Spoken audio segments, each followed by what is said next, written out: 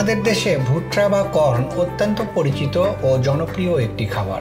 বাংলাদেশ সহ সারা পৃথিবীতে ভুট্টার উৎপাদন দিন দিন বৃদ্ধি পাচ্ছে।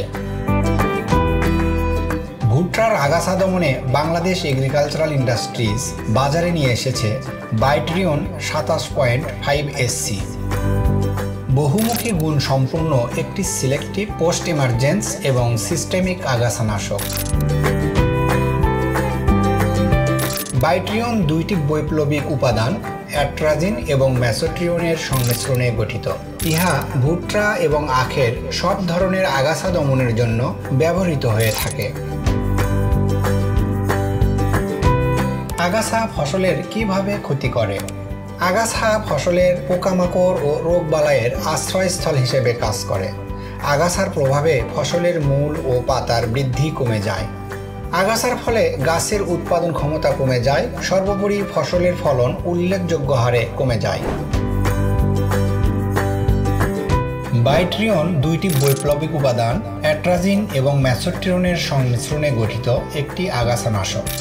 বাইট্রিয়ন ভুট্টা ও গাছের ঘাস, সেচ ও চৌরাপাতা জাতীয় আগাছা দমন এবং উচ্ছেদের জন্য অনুমোদিত।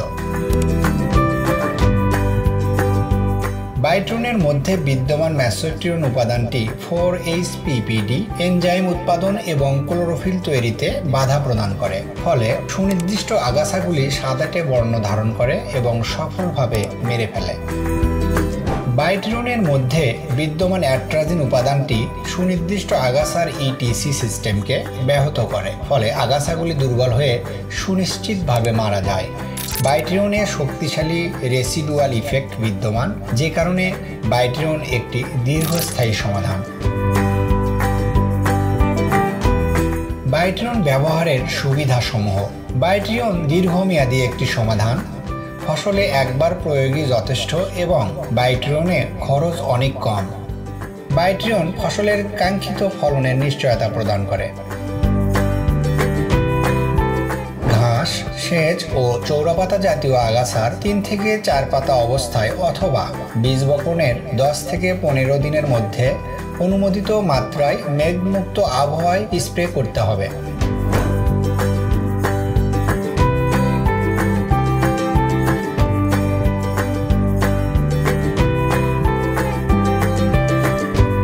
জমিতে জো না থাকলে স্প্রে করার পর হালকা সেচ দিতে হবে। বাইট্রিয়ন 27.5SC অনুমোদিত মাত্রায় ভালোভাবে ভিজিয়ে স্প্রে করুন, যেন জমির সকল আগাছা ভালোভাবে ভিজে যায়।